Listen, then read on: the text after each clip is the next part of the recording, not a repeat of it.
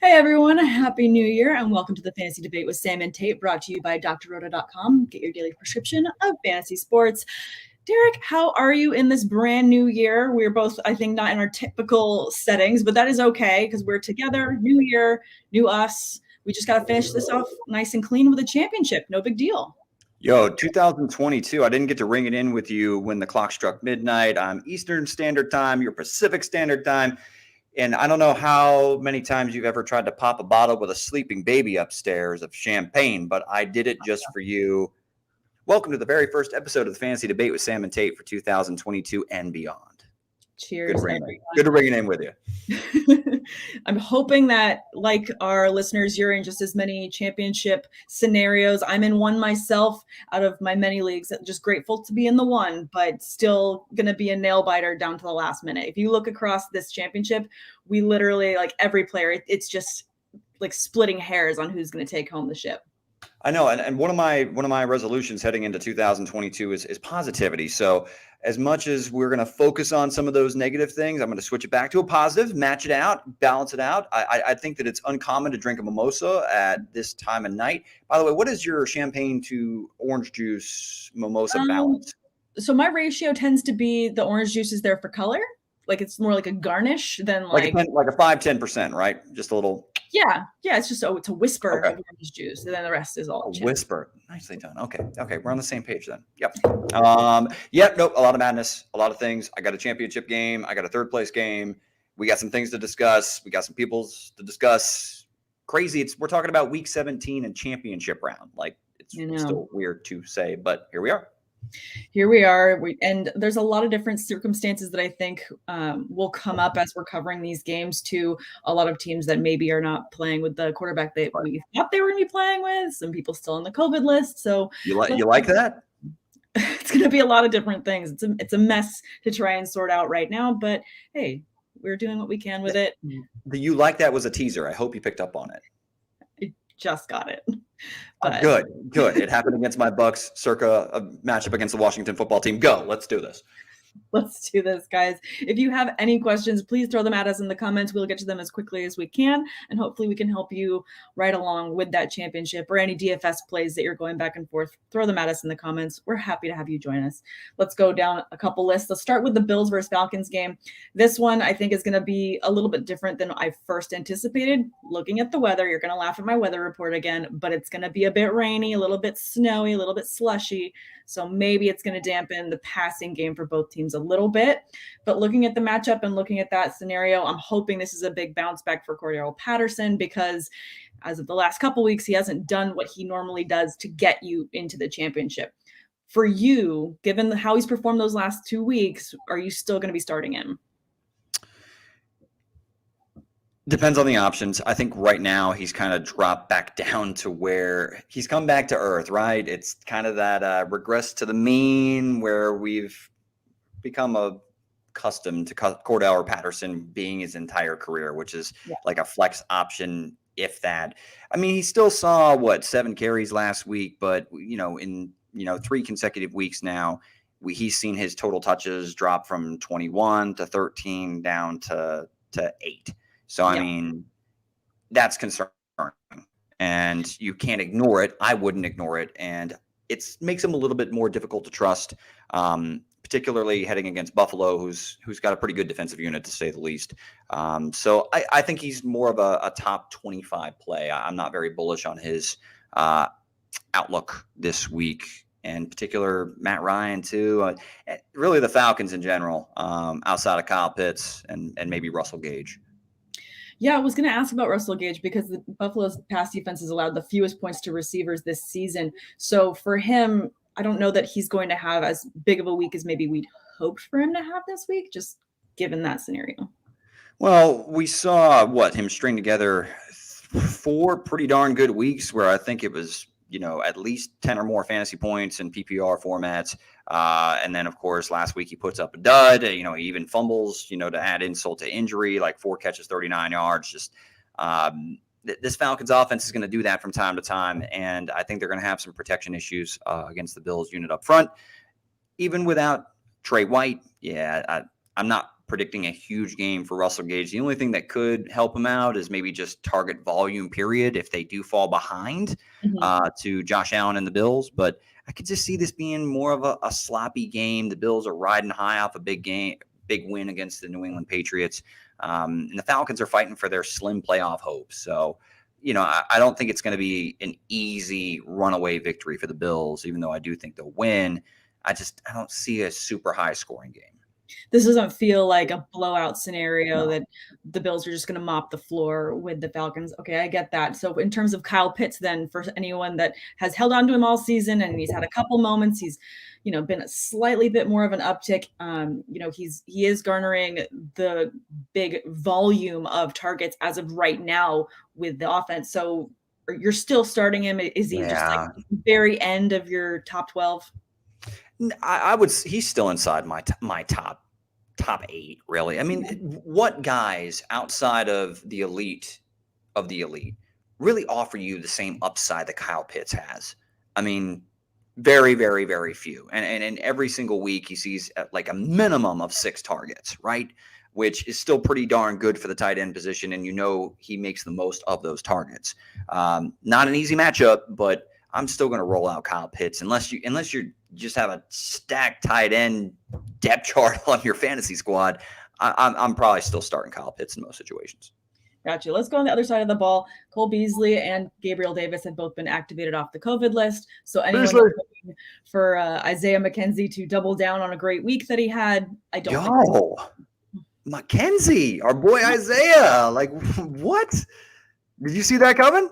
I didn't know. I don't know who saw that coming. I mean, you were hoping that someone was going to be able to eat off of the fact that so many people were out, but I don't think that we were expecting that big of a game from him. 12 targets. That's a lot. Like, what, against New England? And 11 for 125 and a tutty? Yeah, I mean, I would like to see him stay involved, but, with Gabe Davis and Cole Beasley, available, like, what is the snap count even going to look like for Isaiah McKenzie? Like, he saw 85 against New England, and then, but his season high prior to that was 29. So I think it comes back to earth. McKenzie's not really somebody I'm willing to start. Maybe I'm willing to throw a dart on Beasley or Davis, depending on your league size. But yeah, I'm mostly rolling with Stephon Diggs and Dawson Knox, and I'm actually considering Devin Singletary. Believe it or not. Yes, I was actually just going to bring that up too, because he's had a touchdown in each of the last 2 games. I know. His volume's been there too. What? His volume's been there. The weather, again, if it's going to be a bit of a snowy one, right? Better for the running game, so even better for him. So for me, I would much rather start him in this scenario, especially if I'm looking at flex options. Patterson or Singletary? Ooh, Singletary. Just because he has gotten in the end zone consistently the last 2 weeks. Okay. Yeah, I'm actually somehow on board with that. As much as Patterson really helped me in a bunch of leagues, but he let me down last week. And yeah, I mean, it's hard to ignore Singletary and how he's playing right now. So it's maddening because I predicted that Singletary was a breakout player heading into last year's fantasy draft, and he just never has gotten basically the full-on commitment from the coaching staff. But so far, so good, and he's worth considering against the Falcons in championship week. I can't believe I'm saying that. Hey, people need to get that win by any means possible, and that's exactly what we're here to talk about and discuss. Let's talk about the next game, which is Giants-Bears. Andy Dalton is going to be getting the start in this one. I know, not an exciting game, but there's got to be fantasy potential against such a weak Giants defense right now. Does there? I mean, I don't know. I mean, glimmers of hope. This makes me want to throw up. I mean, I don't. Do you even trust to start Saquon Barkley? No, I know. And that's part of my notes is he's been splitting carries so consistently with Booker. It's kind of hard to even have that hope that he's going to give you flex worthy numbers just with using him. We saw what we got from Jake Fromm, and the man embarrassed himself on national television. And look, Jake Fromm, if he ever catches our fantasy debate, Sam and Tate podcast of week 17 of 2021 season. I apologize if you come across this because you've accomplished far more in your football life than I ever did by even getting a start in the National Football League. But Fromm didn't look ready, and he looked like a deer in the headlights. And if that's what you're going to be looking at, or Mike Glennon, even against a Bears unit that really isn't playing for anything, you saw the fight they put up last week, which is just, I got to tip my hat to the players because I don't think it's Matt Nagy doing a great job. They want him out of there. Yeah. But I gotta tip my hat to the monsters in the Midway. At least they're fighting. And I don't see the Giants. I mean, I'll start David Montgomery. That's it. He's the top play, I think, in this game. Mooney, maybe like a dart throw on Darnell Mooney, but other than those two, I want nothing to do with anybody in this game. No, I agree. And that's why I have them as the only players that I like in this game too. So my notes emulate your feelings. We're on the same page. Love David Montgomery in this one. Also, if you're going to take a dart throw on any receiver, because maybe you were hoping for a little bit of good KJ Osborne game, which you're not likely to get, talking about the Vikings later. But maybe Darnell Mooney is someone that you could flex your wide receiver 3 that I like in this matchup. Damn it, Sam. I want to be positive for this first day of 2022. And here I am. I'm having to talk about Jake Fromm. Okay, well, let's move on to a game that I think is going to be a bit more of a shootout and maybe a little bit more fantasy fun. All right.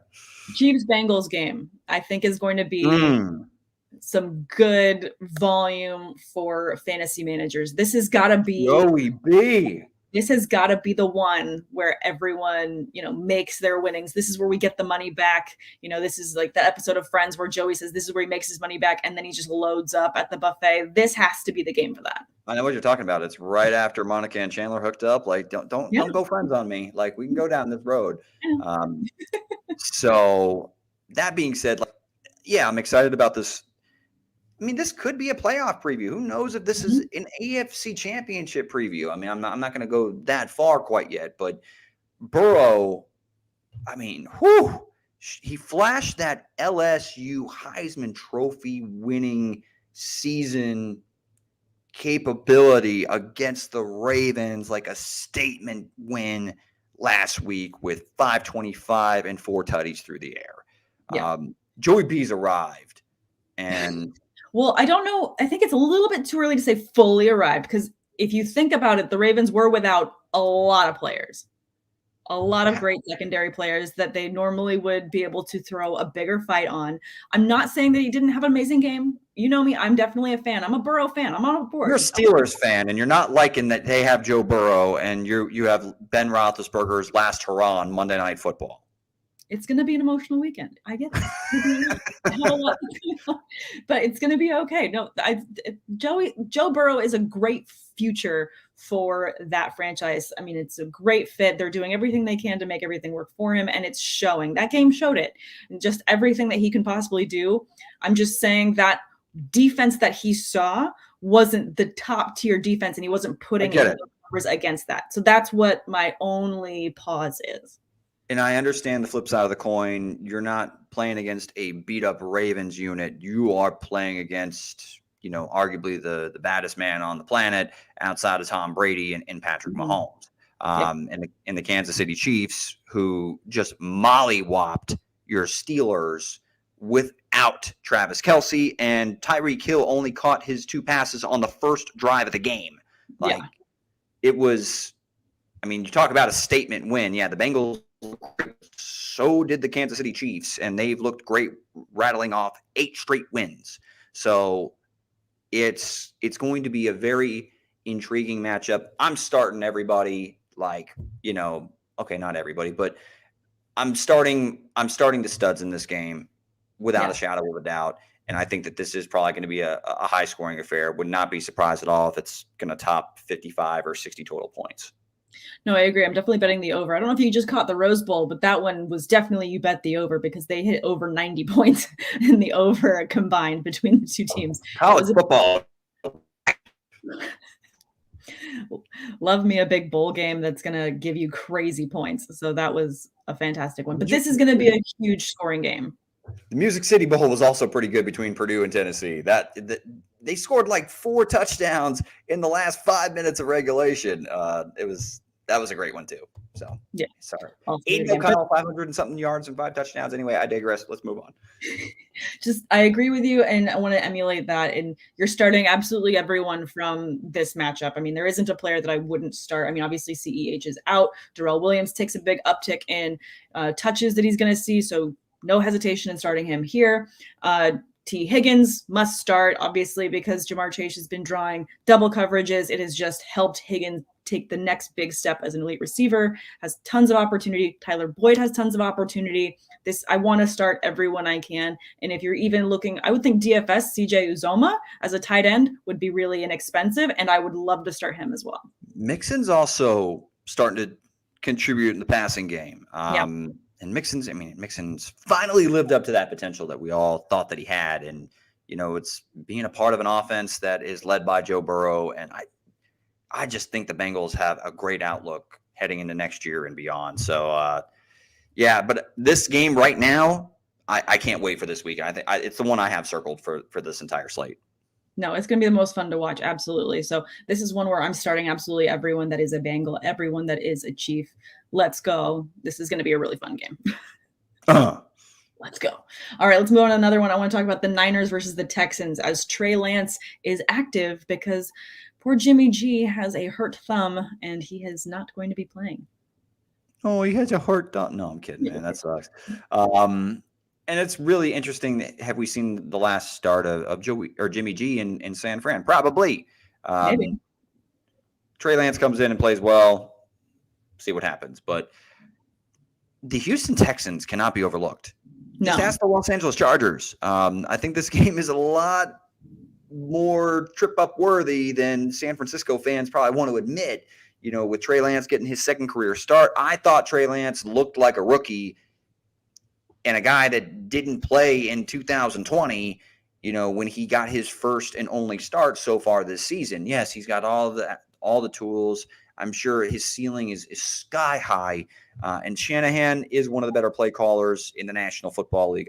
I'm sure he'll have some play action schemed up, get him out, get him on the move outside the pocket. I'm willing to throw a dart on Trey Lance if you're in a 2-quarterback league. I think that his upside is nice. But I just don't know what to expect from him. And they did a number on Justin Herbert. Yeah, they did. Herbert's farther along right now than Trey Lance is. I would say. So this feels like an interesting game that I'm going to be paying attention to. And I mentioned last week, Davis Mills. I mentioned him. You did. Keep an eye on him. Mm-hmm. Just saying. Keep an eye on him. No, this is going to be an interesting game to watch. And I know that the Niners were hoping to bring back Trey Sermon, but it doesn't look like they're going to be able to. So obviously Elijah Mitchell, they will be leaning on. However, he was a limited participant in practice this week with his knee. So do you feel like you're maybe hedging your bets and liking Jeff Wilson Jr. a little bit more as a back in this game? This sucks because Elijah Mitchell was the league winner. He was the league winner this year that you probably got on week 1 waivers. If you did your homework or probably noticed him in college, then you probably maybe stashed him on your bench because the situation in San Francisco behind Raheem Mostert was not really solidified. So, but yeah, it stinks that he wasn't available and he's been in and out of the lineup all season. And so, I'm definitely hedging my bet. Jeff Wilson's going to probably have some sort of role, whether Elijah Mitchell plays or not.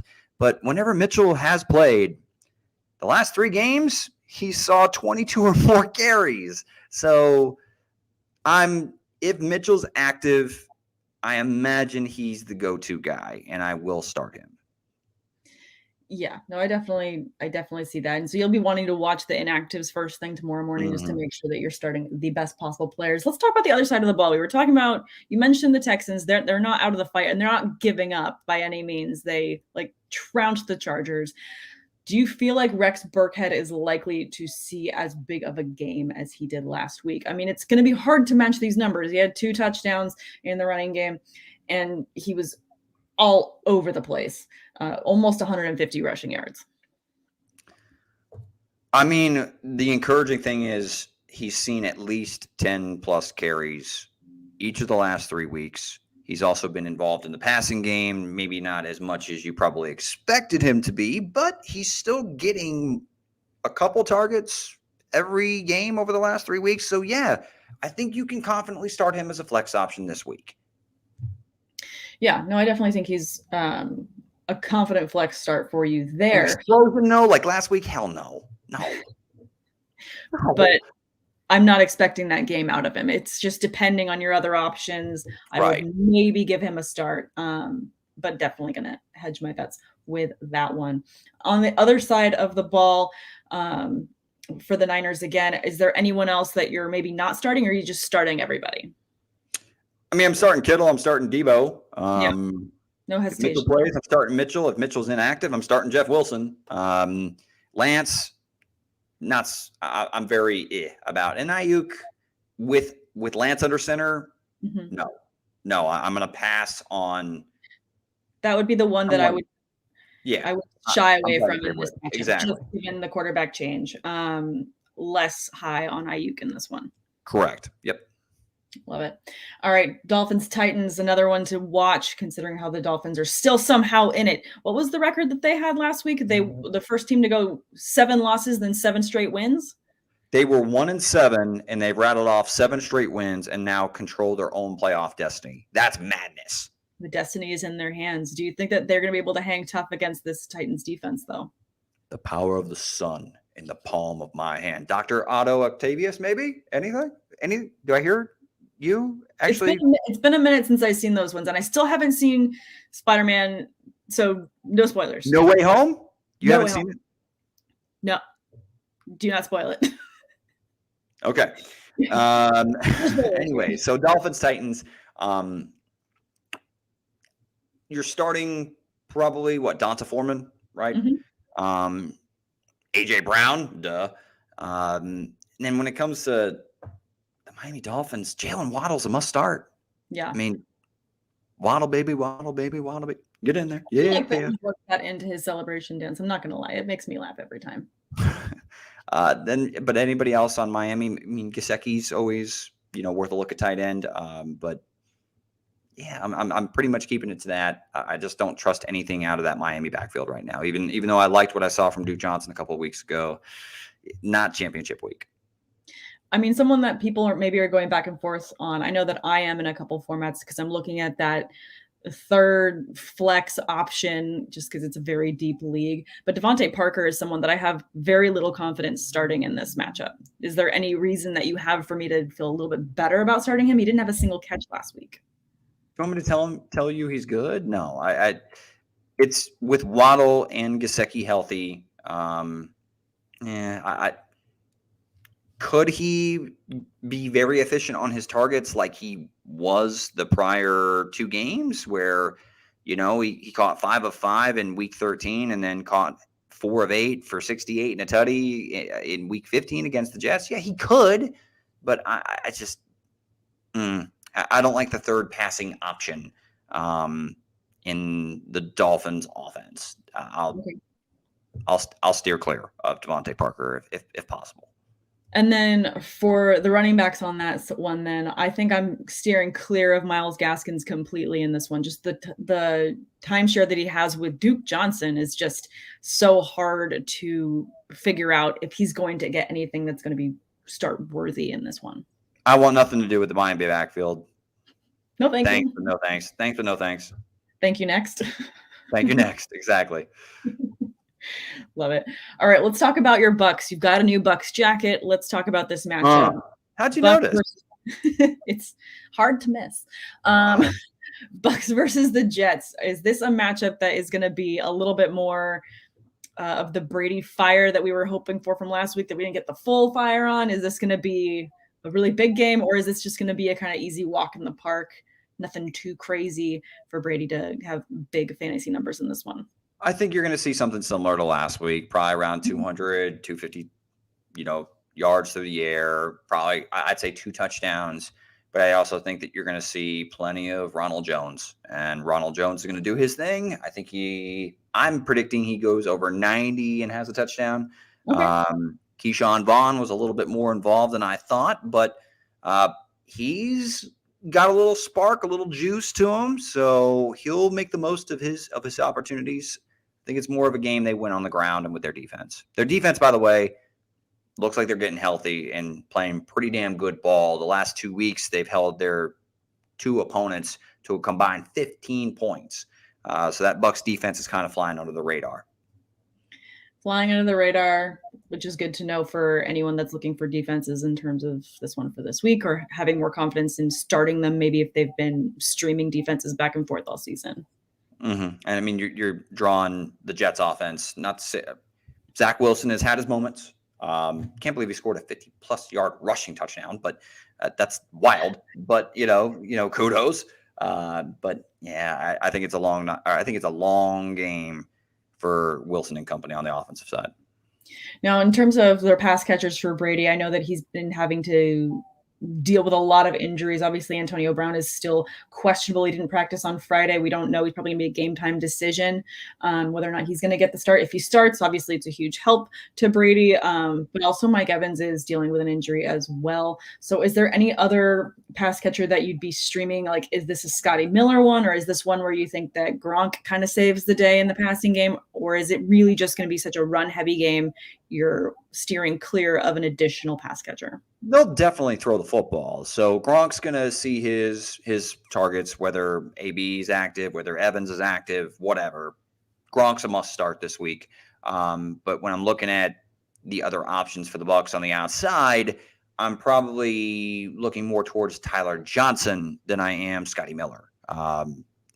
So that being said, if you're throwing darts, if both AB and Evans are inactive, I'd go Tyler Johnson and then Scotty. Tyler Johnson and then Scotty. Okay. It's good for, listeners to hear how we're ranking them as well. If they're going Perriman, actually, yeah. I mean, also throw into the mix Brashad Perriman, who has been activated as well. I think he's off the COVID-19 reserve list. So if I were to re-rank, I would go Johnson, Perriman, then Scotty. Johnson, Perriman, and then Scotty. Okay. That makes sense. Let's go ahead and move on to another matchup. I don't know how we feel about this one because it's another situation where we're not getting the quarterback that we thought we were going to get in this matchup. But the Lions versus the Seahawks, Tim Boyle is getting the start again. Not very exciting. But for anyone that has Amon-Ra St. Brown and has been enjoying his huge volume, he's had a touchdown in each of the last 3 weeks. He's had 90 yards in each of the last 2 weeks, and he's had at least 11 targets in that same stretch of 2 weeks. So are you still giving it the go on him? Is he still a must start? Old St. Nick delivers on Christmas Day and Old St. Brown delivers on Sundays. I mean, I'm going with, let her ride with St. Brown. Absolutely. I mean, no TJ Hawkinson, right? No Hawkinson. That's this offense looks completely different. You got to recalibrate based on the information that we have. The situation has changed now that Hawk is not available. So yeah, I'm going to roll this hot streak with Brown, and he's certainly low end wide receiver 2 flex option. I think he's a top 30 option. I like him as a top 30 option as well. Someone else that's coming back is Deandre Swift. Is he a must start for you as well in this matchup? I mean, the Seahawks have just not looked formidable at all. So I kind of am tempted to start Swift if I'm going back and forth between any running backs that are on the COVID list, or if I'm looking at my flexes and I'm just going for upside, maybe. What the hell has happened there in Seattle?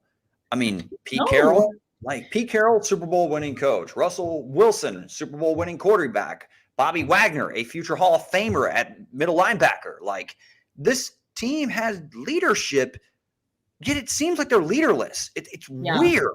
That's a really good way to really mind-blowing, the just south turn that this entire season has taken for the Seahawks. I think that there's a lot of issues within that organization that are probably just kept in-house.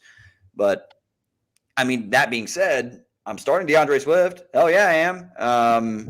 I'm letting it ride. And are you starting Russell Wilson in a gotta-have-it week against the Lions? I mean, it feels like a matchup that, I mean, if you just had it on paper, Russell Wilson against the Lions, you'd be like, oh, yeah, absolutely. I wouldn't hesitate. No-brainer, right? No brainer, but you are pausing a little bit in this one. I don't think that you're being so bold as to bench him by any means, but at the same time, it is, it's hard to even say. It's giving me pause. I don't have a ton of confidence in this one. We can talk about the pass catchers as well. I mean, how confident are you with Tyler Lockett in this matchup? I mean, he only had 3 catches last week against the Bears, and then DK Metcalf, who's absolutely just tanked, at least got a touchdown last week, but he still only had 2 catches. The poor bastard has been phased out of the offense. Like, DK Metcalf is, I think, one of the best wide receivers in the National Football League. Like, and Russell Wilson I still believe in him as like one of the premier quarterbacks in the NFL. Yet I don't know if it's the play calling. I don't know if it's Russ and DK not being on the same page, not vibing together. I don't know. Like, just from an observer from the outside, I can't diagnose properly what in the world is wrong. I kept it censored there. Yes, you did. What in the world is wrong with Russell Wilson and DK Metcalf and really the entire Seahawks offense? I feel very weary trusting them this week. Russell feels like barely a low-end QB1 against the Lions. Wow. Yeah, and I feel like Lockett and DK Metcalf kind of have slid down, I mean, to wide receiver 2, wide receiver 3 range consideration. And I mean, in terms of DFS, I'm steering clear. I just don't really want to spend the money or even take the risk. I'd rather look elsewhere for more upside and just in DFS formats. But for my championship, I feel like I'm hard pressed to bench them unless I have better options, unless I made a trade and for some reason I have better receivers, then I'll feel more confident in benching one of them. But I mean, you're starting them in a flex, again, wide receiver 3 scenario. That hurts. To have to sit either of them on your roster when the money's on the table. And the matchup is as enticing as it is against the Lions. Yeah, tough one. But I start them at your own risk. Start them at your own risk.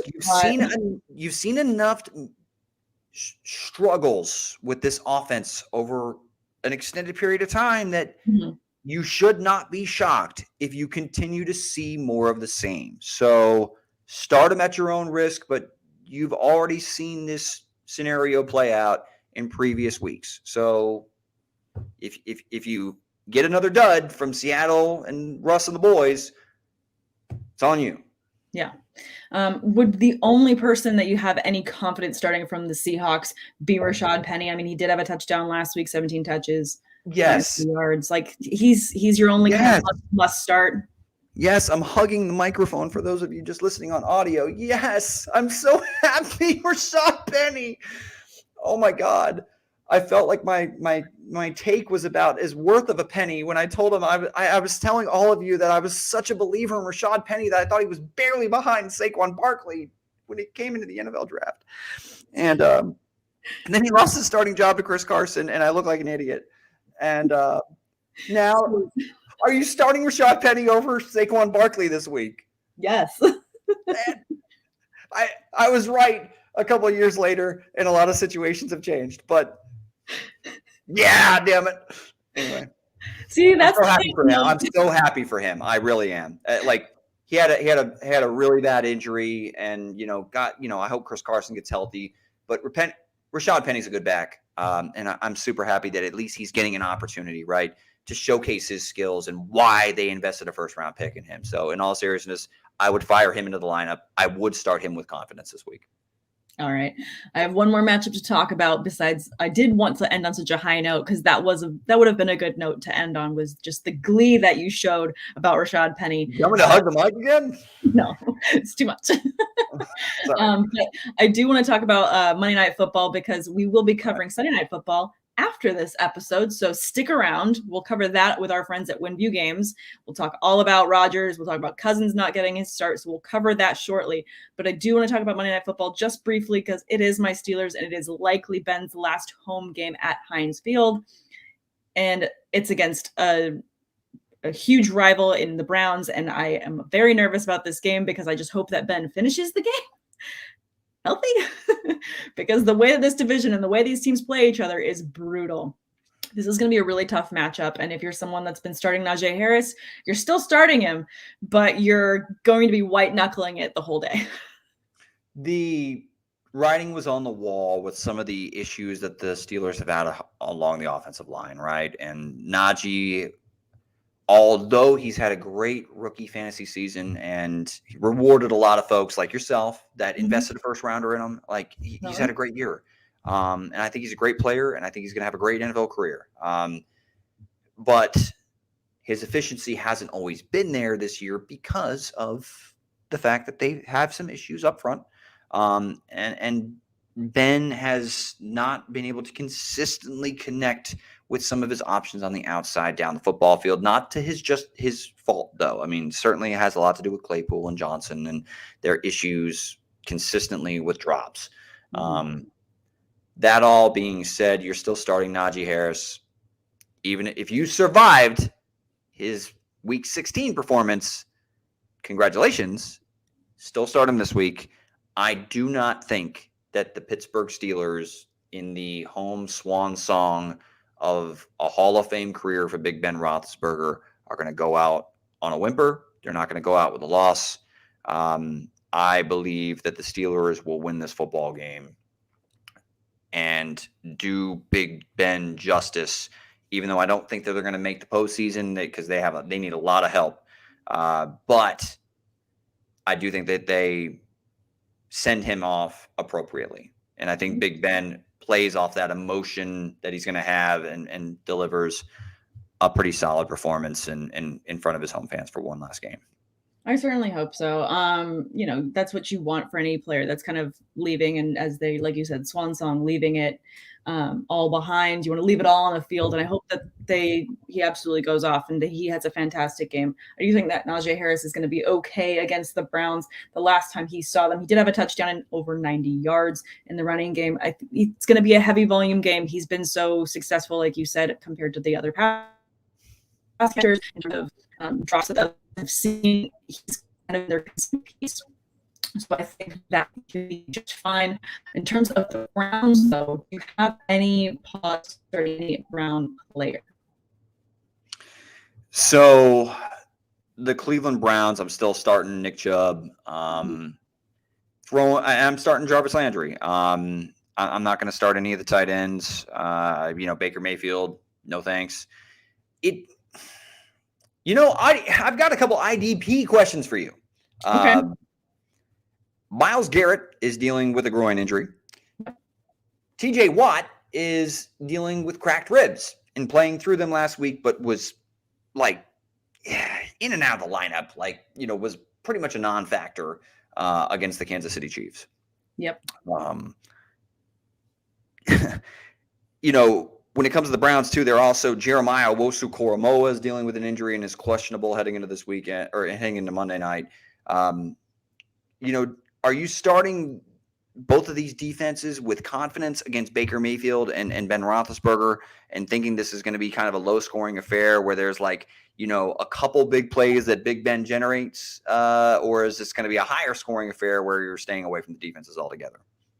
I might try and stay away from them altogether because I think this is going to be a bit of a mixed bag just in terms of what the defenses are going to be able to do to keep up. I do think that there's going to be a couple picks in this game, probably on both sides of the ball. I think there's going to be a little bit of sloppy moments, but the score really makes me wonder whether or not I want a part of any of these defenses going into this matchup. I would much rather start a defense playing Sunday than on Monday night as well. I mean, you're in your championship. You want to get it over with. I'd rather do that than be waiting and hoping that one of these defenses gets me that championship.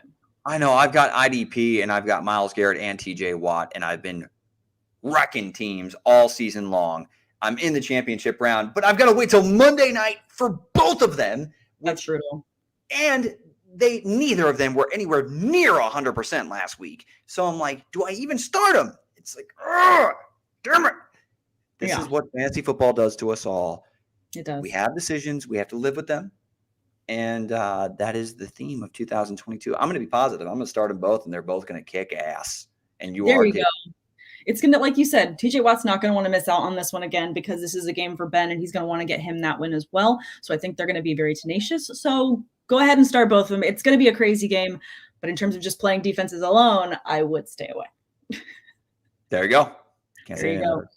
All right. Thank you guys so much for listening to this one. Like I said, stick around. We're going to be going live again in just about 5 minutes, and we're going to be covering the Sunday Night Football matchup. So we'll answer those Packers questions, those Viking questions that you might have, and we're going to be covering it with our friends over at Winview Games. So please stick around for that. And thanks for listening to the Fantasy Debate with Sam and Tate. Check out all the other content, seasonal and DFS tools, as well as premium access to our staff for your fantasy sports questions over in our members-only Discord right here at drroto.com.